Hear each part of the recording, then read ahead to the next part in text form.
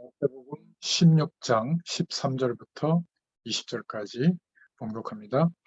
예수께서 빌립보 가이사랴 지방에 이르러 제자들에게 물어 이르시되 사람들이 인자를 누구라 하느냐? 이르되 더러는 세례 요한, 더러는 엘리야, 어떤 이는 예레미야나 선지자 중에 하나라 하나이다. 이르시되 너희는 나를 누구라 하느냐? 시몬 베드로가 대답하여 이르되 주는 그리스도시요 살아계신 하나님의 아들이시니이다. 예수께서 대답하여 이르시되 바요나 시몬아 내가 복이 있도다. 이를 내게 알게 하니는 혈육이 아니요 하늘에 계신 내 아버지시니라. 또 내가 내게 이르노니 너는 베드로라. 내가 이 반석 위에 내 교회를 세우리니 음부의 권세가 이기지 못하리라. 내가 천국 열쇠를 내게 주리니 내가 땅에서 무엇이든지 매면 하늘에서도 매일 것이요 내가 땅에서 무엇이든지 풀면 하늘에서도 풀리리라 하시고 이에 제자들에게 경고하사 자기가 그리스도인 것을 아무에게도 이르지 말라 하시니라. 아멘. 네, 오늘 이 말씀을 통해서 세례, 최고의 신앙 고백이라는 제목으로 함께 은혜를 나누겠습니다. 오늘은 수요일문답 94문, 95문의 내용인데요. 94문에 보면 세례는 무엇인가? 라는 질문에 세례는 물을 가지고 성부와 성자와 성령의 이름으로 씻는 성례다. 그리고 우리가 그리스도에게 접붙임 받는 것이다. 접합됨과 또 그 은혜의 언약의 모든 유익에 참여하는 것이다. 주님의 것이 된 표시고 또 인치시는 것이고 도장 찍는다는 거죠. 확증이다. 이렇게 답을 하고 있습니다. 95문에는 그러면 세례는 어떤 사람에게 베푸는가? 아무에게나 주는 것이 아니죠. 세례는 불신자들이 그리스도를 믿고 고백하며 그에게 복종하는 데까지 이르러야 그런 고백하는 자에게 주는 것이다. 그러면서 또 입교한 자의 자녀에게 베푸는 것이 세례다. 그래서 부모님의 믿음으로 자녀들을 신앙으로 키우겠다고 하는 그 다짐을 받고 이제 유아 세례를 3세 전에 주죠. 유아 세례 받은 사람은 장로교 그 교회법에 보면 15세가 됐을 때 이제 교회 입교식에 입교를 하게 되고 그리고 성찬 예식에 참여하게 됩니다. 그런 것들을 좀 말하고 있죠. 그래서 우리가 서론으로 생각해 볼 것은 오늘 읽었던 본문 주님이 그리스도십니다. 그리고 영은 하나님이신데 육신으로는 살아계신 하나님의 아들이십니다. 그 아들의 교육을 오셨습니다. 이 믿음의 고백이 세계의 지도를 바꿨죠. 또 베드로가 했던 고백, 사도행전 4장 12절에 보면 구원을 얻을 만한 다른 이름을 주신 적이 없다. 사내들인 공의 재판장 앞에서 이 믿음의 고백을 했죠. 종교냐 복음이냐를 완전히 판가름하는 기준, 여러 신들 중에 하나가 아니라 유일하신 이름, 예수 그리스도의 축복을 우리에게 주셨다. 이 믿음의 고백이 굉장히 중요합니다. 빌립보서 3장 1절부터 20절에 보면 바울의 고백이죠. 내가 그리스도를 알고 나니까 모든 것은 배설물로 여긴다. 그만한 가치를 발견했다는 것이죠. 저희들에게 이런 믿음의 고백이 있어야 될 줄로 믿습니다. 바울은 그렇게 말했죠. 이제는 그리스도의 손에 잡힌 그것을 잡으려고 나는 간다. 정말 이 세례는 단순히 어떤 의식 정도가 아니라 구원의 축복을 누리는 최고의 신앙 고백이 될 줄로 믿습니다. 그러니까 초대교회 세례와 지금 우리가 참여하는 세례는 영적 분위기가 달랐죠. 핍박을 당하고 감옥에 가고 죽을 수도 있는 그런 상황 속에서 매주 주일날 마가 요한이 머물렀던 다락방에 모여서 초대교회가 예배할 때마다 세례를 베풀고 성찬식을 거행했죠. 그런 감격 속에서 구원의 축복, 하나님께서 함께 하시는 은혜를 누렸습니다. 그래서 이 세례는 꼭 세례식만을 말하는 게 아니라 세례에 참여할 때 또 하나님 앞에 예배할 때마다 이 응답을 우리가 누려야 될 줄로 믿습니다. 그래서 세례는 어떤 것이냐라고 했을 때 최고의 신앙 고백이라고 할 수 있겠죠. 오늘 답한 그대로 믿음의 1600년경에 영국의 믿음의 선배님들이 신앙 고백한 그대로 성부와 성자와 성령의 이름으로 죄 씻음 받은 고백을 하나님 앞에 드리는 시간이 세례다. 그리고 그리스도께 접붙임 받은 예수님과 함께 죽고 예수님과 함께 거듭난 그러한 인생이 된 것에 대한 믿음이요 고백이 세례다. 그리고 은혜의 언약, 우리가 만약에 성경 말씀대로 다 지켜서 행해야만 하나님의 축복을 받을 수 있다면 목사인 저도 불가능하죠. 근데 은혜로 우리가 그럴 수 없음을 아시고 완성된 복음, 예수님의 죽으심과 부활로 하나님 만나는 길을 열어주셨고 모든 죄와 저주에서 해방되게 하셨고 모든 사단의 세력을 멸하는 완전히 결박하는 이런 권세를 허락해 주셨죠. 그 은혜의 언약에 들어가는 고백이다. 그리고 내 자신이 그리스도께 소유된 자, 이제 하나님의 것이라는 고백이다. 세례는 최고의 신앙 고백인 줄로 믿습니다. 그러면 이 세례라고 하는 것은 어마어마한 거죠. 그리고 두 번째로 세례는 최고의 표시인데 어떤 표시냐면 창세기 3장 15절에 여자의 후손이 뱀의 머리를 상하게 할 것이다. 남자의 후손은 원죄 아래 있기 때문에 구세주가 될 수가 없죠. 그래서 동정녀 마리아에게 성령으로 잉태되어져서 오신 분, 바로 예수님이시죠. 그래서 여자의 후손이 오면 뱀의 머리를 상하게 할 것이다. 처음 주신 하나님의 복음이죠. 이 축복이 우리에게 왔다는 표시가 바로 세례다. 출애굽기 3장 18절에 양의 피 바르는 날 오실 메시아의 약속을 붙잡는 것이죠. 죽으심과 부활을 생각하고 양의 피 바르는 번제의 축복을 생각하는 그날 이스라엘이 애굽에서 해방되어 나온 것처럼 우리도 예수 그리스도의 축복을 기억하고 구원의 은혜를 최고의 신앙 고백으로 드릴 때 해방되는 묶여있던 모든 것에서 해방되는 은혜를 주시는 표시다. 이사야서 7장 14절에 처녀가 잉태아들을 낳을 것인데 그 이름을 임마누엘이라 하라. 그 고백한 이후에 바벨론 포로에서 해방되는 출바벨론하는 그런 응답처럼 우리가 묶여있던 세상 배경에서 빠져나오는 최고의 표시가 세례다. 구원의 감격을 누리는 세례다. 그리고 마태복음 16장 16절에 주는 그리스도시요 살아계신 하나님의 아들이십니다. 이 고백을 하나님 앞에 드릴 때 초대교회에 일어났던 성령의 역사하심이 우리에게도 동일하게 일어나는 최고의 표시, 그 응답의 자리가 세례다. 자, 그렇다면 세 번째로 우리가 받은 축복의 최고의 확증이 뭐냐? 세례다. 마태복음 28장 20절에는 예수님께서 제자들에게 믿는 자에게 하늘과 땅의 권세를 가진 주님께서 내가 세상 끝날까지 너희와 함께 하겠다 말씀하셨습니다. 문제가 있거든 하나님께 맡겨놓고 기도할 수 있기를 바랍니다. 세상 끝날까지 함께 하겠다.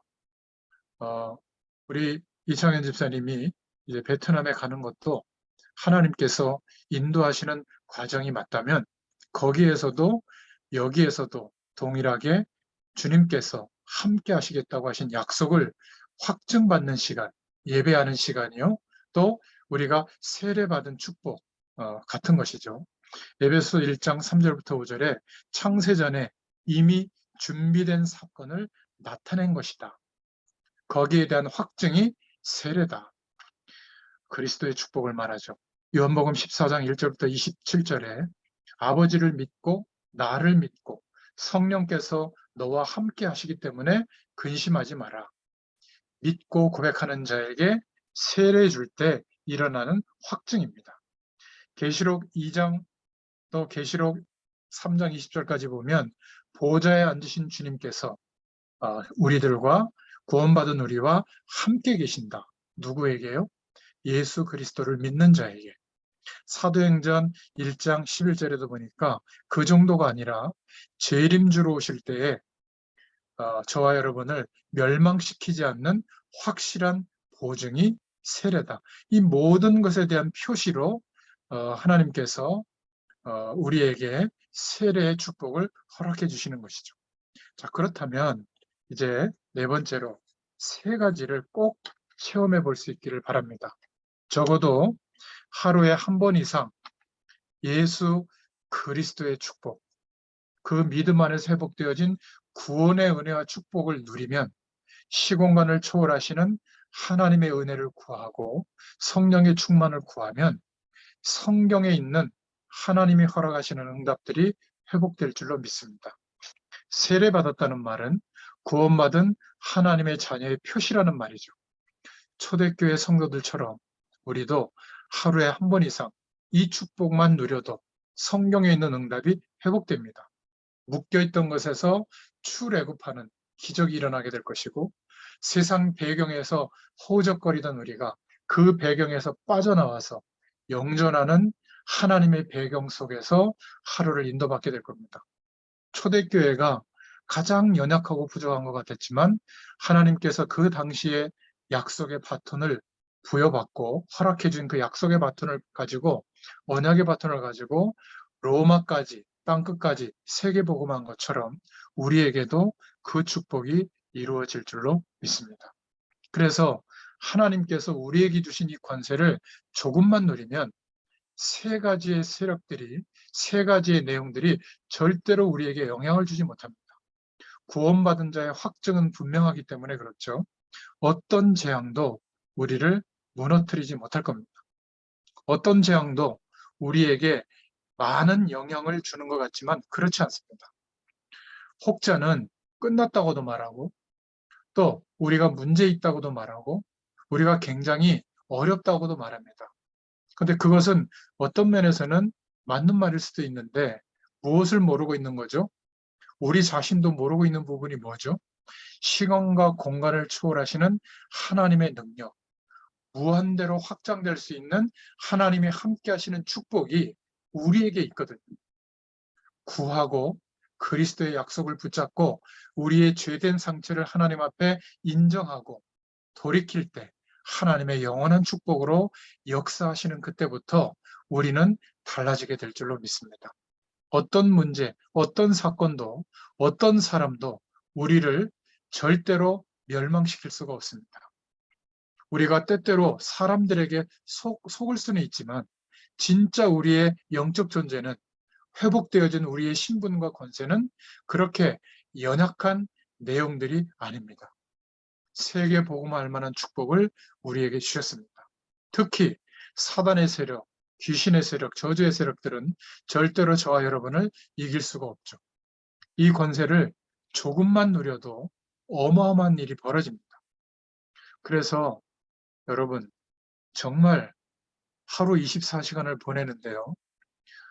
마음과 생각과 삶이 복음의 내용, 하나님께서 말씀으로 나에게 말씀하시는 그 내용을 생각하고 묵상할 수 있는 힘이 있다면 혹시 하루 일과가 시작되기 전에 조금 그 축복을 누릴 수 있다면 그리고 잠자리에 들기 전에 누워서라도 괜찮아요. 오늘을 돌이켜보면서 일어났던 일들을 통해서 오늘 하루의 삶을 통해서 시공간을 초월하시는 하나님의 능력이 어떻게 우리에게 임하고 있었는지 하나님이 준비하신 영원한 축복의 길이 뭔지를 조금만 생각할 수 있다면 우리의 마음과 생각과 삶 속에 자리 잡게 되는 내용이 바뀔 줄로 믿습니다. 영원한 이 축복의 힘과 배경이 와야 돼요. 그렇지 않으면 아무리 건강해도 한계고요. 아무리 지식을 많이 갖고 있어도 한계 속에 있게 되고 예전보다 더 나은 경제적 여력이 생겨도 점점 한계가 커질 겁니다. 이게 인간에게만 들이닥치는 영적인 부분들이거든요. 영원한 하나님의 축복이 나에게 실제가 되지 않으면 인생의 시간이 흘러가면 흘러갈수록 많은 것을 소유하고 알게 되고 어떤 위치에 도달할수록 점점 공허해집니다. 채워지지 않기 때문에 또 다른 것에 몰두하게 되죠. 그러나 그것은 금방 한계가 오고 허무가 찾아옵니다. 그러다가 사단의 세력이 속이는 그 생각과 인생관과 세계관으로 인생이 결정되면 함정에 빠지게 되죠. 어느 날 내 힘과 노력으로 절대로 벗어날 수 없는 재앙이 들이닥치게 되는 겁니다. 그렇게 훌륭한 사람도, 그렇게 대단한 사람들도 반드시 이런 상황에 직면하게 되죠. 그래서 우리 자신이 하나님의 이 영원한 축복을 체험하고 누릴 수 있는 나만의 내용, 나만의 삶의 시스템, 이 축복을 찾아내고 이 축복을 실제로 누리게 되면서 우리와 관련된 사람들 속에 하나님이 응답의 문을 열어주실 때 그 사람들에게도 이 축복을 알려줘야 될 줄로 믿습니다. 그게 전도예요. 우리의 마음과 생각 속에 우리의 삶이 주님과 동행하는 그 축복 속에 있다면 모든 걸음걸음마다 하나님이 함께 하시는 응답의 축복이 나타나게 될 줄로 믿습니다. 일어나는 사건과 문제마다 하나님이 예비하신 응답의 길이 보이게 될 줄로 믿습니다. 다 아는데 안 되죠. 다 할 수 있을 것 같은데 안 되죠. 영적 상태가 세상 배경 속에 완전히 굳어 있기 때문에 그래요. 조금만 주님 바라보면 되는데 여러분 이것을 우리 몸에 익숙한 상태가 될 때까지 약간 도전해 보시기를 바랍니다. 아마 한 3달만 도전해도 바뀌어요. 운동하는 사람들 보면 그 휘트니스 클럽 같은 데 가서 막 그 기구 가지고 한 3달, 아니 6개월 정도만 몸의 어떤 그런 모습, 막 이런 것들이 막 바뀌는 것 같더라고요. 체질도 바뀌고. 근데 영적인 근육, 영적인 체질도 바뀌어야 되거든요. 가만히 있는데 어느 날 확 은혜를 주신다. 뭐 그럴 수 있겠죠. 한 100년쯤 지나면. 그런데 우리는 매일매일 오늘이라는 현실 속에 흑암 세력과 영적 전쟁을 하고 있고 또 하나님 모르는 세상의 기준과 방법이 전부라고 말하는 세상의 배경 속에서 살고 있는 겁니다. 그것이 우리에게 답이 된다면 성경 말씀 속에서도 그것을 추구하라고 했겠죠. 세상의 기준과 담을 쌓는 것이 아니라 무한한 하나님의 축복을 누릴 수 있는 답을 가지고 세상을 바라보고 이 세상의 조건들을 활용해서 하나님이 함께 하시는 축복을 드러내는 도구로 사용하면 되는데 이 세상의 배경과 삶이 전부라고 생각할 때 우리의 힘으로 한 사람도 변화시킬 수가 없을 거예요.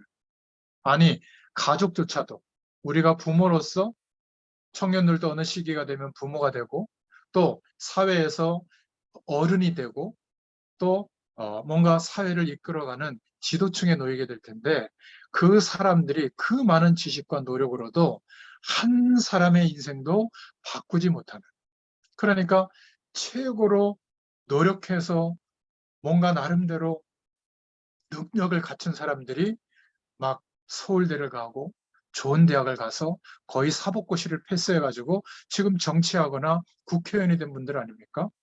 이분들이 국회에서 대정부 질문하고 대답하는 거 한번 보세요. 정말 이상하지 않습니까? 아마 공부는 전국에서 1등, 1, 2등하고 그 학교에서 1, 2등 하던 그런 사람들인데 지식으로 따지면 어마어마할 겁니다.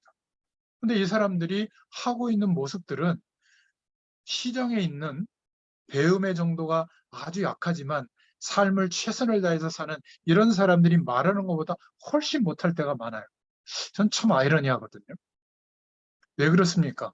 무한한 하나님과 함께하는 그 축복 속에서 오는 이 힘과 배경이 없으면 많이 가지고 높은 위치, 많은 조건을 가질수록 굉장히 좁아집니다. 그리고 그것이 자꾸 전부라고 생각되다 보니까 어느 날 한계가 오는데도 그 한계를 극복할 수 있는 길이 주어지는데도 그것을 붙잡지를 못하는 거죠. 이게 너무나 안타까운 겁니다.